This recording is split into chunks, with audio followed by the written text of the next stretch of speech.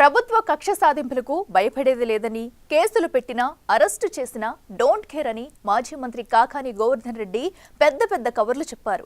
దేనికైనా రెడీ అంటూ మీసాలు తిప్పి తొడలు కుట్టారు. తీరా చూస్తే కేసులు నమోదయ్యేసరికి కనిపించకుండా మాయమయ్యారు. పోలీసులకు దొరకకుండా పరారయ్యారు. ఇక ఇప్పుడు సుప్రీంకోర్టు కూడా ముందస్తు బెయిల్కు నో చెప్పింది. మరి ఇప్పుడు కాకాని ఏం చేయబోతున్నారు? పోలీసుల ముందు లొంగిపోతారా? అసలు ఆయన ఎక్కడున్నారు? క్వాడ్స్ ఖనిజం అక్రమ తవ్వకాల కేసులో మాజీ మంత్రి వైసీపీ నేత కాకాని గోవర్ధన్ రెడ్డికి సుప్రీంకోర్టులో చుక్కెదురైంది. అరెస్టు నుంచి రక్షణ కల్పించేందుకు సుప్రీంకోర్టు నిరాకరిస్తూ ఆయన ముందస్తు బెయిల్ పిటిషన్ కొట్టివేసింది. పైపెచ్చు తనపై కేసుల్లేవంటూ కోర్టునే తప్పుదారి పట్టించేందుకు ప్రయత్నించారని ఆగ్రహం వ్యక్తం చేస్తూ ముందస్తు బెయిల్ ఇవ్వాలని ఆయన దాఖలు చేసిన పిటిషన్ను తోసిపుచ్చింది. క్వాడ్స్ ఖనిజాన్ని అక్రమంగా తవ్వి తరలించారంటూ నమోదు చేసిన కేసు గిరిజనులను బెదిరించి ఊర్లు ఖాళీ చేయించారనే ఫిర్యాదుతో ఆయనపై నమోదైన ఎస్సీ ఎస్టీ అట్రాసిటీ కేసుల్లో ముందస్తు బెయిల్ కోసం కాకాని తీవ్రంగా ప్రయత్నించారు. చివరకు ఈ కేసుల్లో బెయిల్ కోసం ఆయన ఈ నెల 13న సుప్రీంకోర్టును ఆశ్రయించారు. కాకాని తరపు న్యాయవాదులు ఇది కేవలం రాజకీయ కక్ష సాధింపు చర్యల్లో భాగంగా పెట్టిన కేసని వాదించారు. అయితే తనపై గతంలో ఎటువంటి నేరారోపణలు లేవని, అటువంటి కేసులేమీ తనపై నమోదు కాలేదని కాకాని కోర్టును తప్పుదారి పట్టించేలా పిటిషన్లో పేర్కొన్నారని ఏపీ ప్రభుత్వం తరపు న్యాయవాది ధర్మాసనం దృష్టికి తీసుకెళ్లారు. కేసులున్నాయని మీరెలా చెప్తున్నారని కోర్టు ప్రశ్నించడంతో 2024 ఎన్నికల అఫిడవిట్లు, కేసుల వివరాలు స్పష్టం చేశారంటూ సదరు అఫిడవిట్ను ధర్మాసనం ముందుంచారు.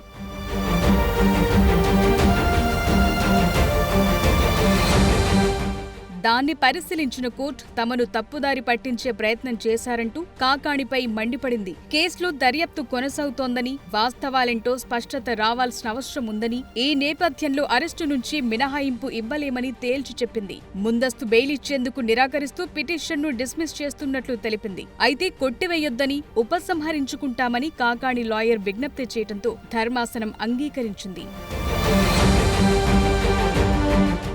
సుప్రీంకోర్టు ఆదేశాల నేపథ్యంలో క్వాడ్స్ కేసులో కాకానికి అన్ని దారులు మూసుకుపోయాయని పోలీసు వర్గాలంటున్నాయి. ఇప్పటికే 7 వారాలుగా ఆయన అజ్ఞాతంలో ఉన్నారు. ముందస్తు బెయిల్ కోసం సుప్రీంకోర్టుపై పెట్టుకున్న చివరి ఆశ కూడా ఆవిరవటంతో అజ్ఞాతం వేడి లొంగిపోక తప్పని పరిస్థితి ఏర్పడింది. ఈ కేసులో విచారణకు హాజరు కావాలని నెల్లూరు పోలీసులు 3 సార్లు నోటీసులిచ్చినా ఆయన రాలేదు. దీంతో దేశం వదిలి వెళ్లటానికి వీల్లేకుండా అన్ని విమానాశ్రయాలకు పోలీసులు లుకౌట్ నోటీసులు పంపారు. ఇదే సమయంలో ఆంధ్ర, తెలంగాణ, కర్ణాటక, తమిళనాడు రాష్ట్రాల్లో ఆయన కోసం ముమ్మరంగా గాలిస్తున్నారు.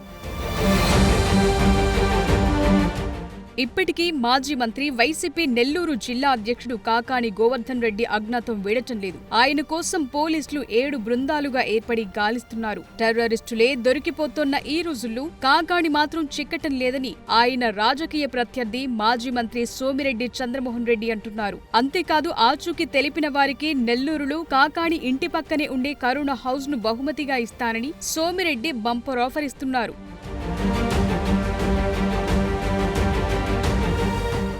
అసలు ముందస్తు బెయిల్ వచ్చాకే కాకాని నెల్లూరుకు వస్తారా అన్న డౌట్లు పెరుగుతున్నాయి. ఇప్పటికే అక్రమ మైనింగ్ కేసులో 10 మందిపై కేసులు నమోదు చేయగా అందులో కాకాని A4గా ఉన్నారు. అధికారం కోల్పోయినప్పటి నుంచి కాకానికి కష్టాలు షురూ అయ్యాయి. హైకోర్టులో ఇటీవలే ముందస్తు బెయిల్, క్వాష్ పిటిషన్ విచారణను జూన్ 16కు హైకోర్టు వాయిదా వేసింది. మరోవైపు కాకాని అజ్ఞాతం పోలీసులకు సవాల్గా మారింది. పోలీసుల్లోనే కొందరు స్వామి భక్తి చాటుకుంటున్నారా అన్న డౌట్లు కూడా కూటమి నేతల్లో వ్యక్తమవుతున్నాయి. ప్రస్తుతం కాకాని శ్రీలంకలో ఉన్నట్లు ప్రచారం జరుగుతోంది. మరి ఇప్పటికైనా ఆయన అజ్ఞాతం వీడి పోలీసు విచారణ ఎదుర్కొంటారా అన్నది కీలకంగా మారింది.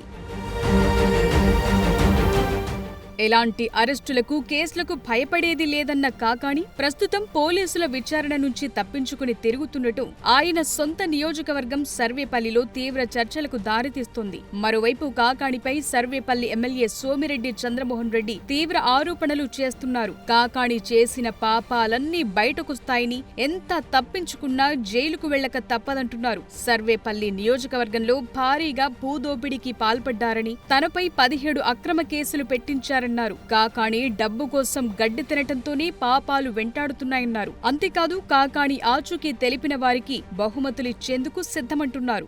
నెల్లూరు జిల్లా వైసీపీ అధ్యక్షుడు మాజీ మంత్రి కాకాని గోవర్ధన్ రెడ్డి ఈరోజు కూడా సుప్రీంకోర్టు బెంచ్ రిజెక్ట్ చేసింది, డిస్మిస్ చేసింది. అక్కడ కూడా తప్పుడు సమాచారం ఇచ్చారు. వాళ్ళ అడ్వకేటు పిటిషన్లో మా క్లయింట్ క్లీన్ హిస్టరీ ఉంది, ఎలాంటి కేసులు లేవని ఇచ్చాడు. కూడా గవర్నమెంట్ అడ్వకేట్ ఏమి ఇచ్చారు, అయ్యా ఆయన ఎలక్షన్ ఫైల్ చేసిన అఫిడవిట్ చూడండి, ఎలక్షన్లో ఎన్ని కేసులు ఆయన మీద ఉన్నాయో చూడండి అని అన్న తర్వాత ఆ బెంచ్ సీరియస్ అయిపోయి ఇమీడియట్గా డిస్మిస్ చేస్తుంది. పారిపోవటం ఏంది, 2 సార్లు పారిపోవటం ఏంది. అప్పుడు నా మీద ఫేక్ డాక్యుమెంట్స్ కేసు పెట్టావు, ఫేక్ డాక్యుమెంట్స్ క్రియేట్ చేసేసి 1000 కోట్ల ఆస్తులు అన్నావు, సింగపూర్, మలేషియా, హాంకాంగ్ అన్ని. అప్పుడు నేను కేసు పెడితే 2 నెలలు కనపడలే, ఇప్పుడు మళ్ళీ మోర్ దెన్ 1.5 months. ఇప్పుడు high court bench June 16th case, ఇంకో నెల. పారిపోవటమేనా? నీ అంతటా నువ్వు హైదరాబాద్లో నేను పారిపోయేవాడిని, అదిరేది బెదిరేది లేదు, నేను ఇక్కడ రా అన్నావు. పోలీసు పోతే లేవు, 3 నోటీసులు ఇస్తే లేవు, 3 బంగ్లాల్లో ఇచ్చారు నీకున్న 3 బంగ్లాల్లో నోటీసులు అతికిచ్చారు.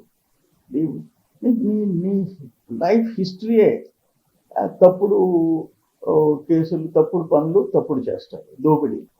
నెల్లూరు జిల్లా పొదలకూరు మండలం వరదాపురం సమీపంలోని రుస్తు మైన్స్ లో 250 కోట్ల మేర క్వార్ట్స్ అక్రమంగా తరలించారని నిర్ధారించారు. మైనింగ్ ఏడీ బాలాజీ నాయక్ ఫిర్యాదుతో ఫిబ్రవరి 2న పొదలకూరు PS లో కేసు నమోదయింది. కాకాణి చెప్తేనే తాము చేశామని A1, A2, A3 నిందితులు ఒప్పుకున్నారు. దీంతో ఆయన మెడకు ఈ వ్యవహారం మరింత గట్టిగా బిగుసుకుంది. ఏప్రిల్ 10న దేశం విడిచి వెళ్లకుండా లుకౌట్ నోటీసులు కూడా జారీ చేశారు. ఇప్పటికే హైదరాబాద్, బెంగుళూరు, చెన్నై, ముంబై వంటి చోట్ల పోలీసులు కాకాణిపై కేవలం అక్రమ మైనింగ్ కేసే కాకుండా వెంకటాచలం పోలీస్ స్టేషన్, కావలి, ముతుకూరు పోలీస్ స్టేషన్లలో పలు కేసులు నమోదయ్యాయి. మాజీ మంత్రి సోమిరెడ్డి చంద్రమోహన్ రెడ్డికి విదేశాల్లో 1000 కోట్ల ఆస్తులున్నాయని నకిలీ డాక్యుమెంట్లు సృష్టించిన కేసు కూడా కాకాణిపై ఉంది. ఇలాంటి పరిస్థితుల్లో కాకాణి అజ్ఞాత వాసానికి పోలీసులు ఎప్పుడు తెరదించుతారో చూడాలి.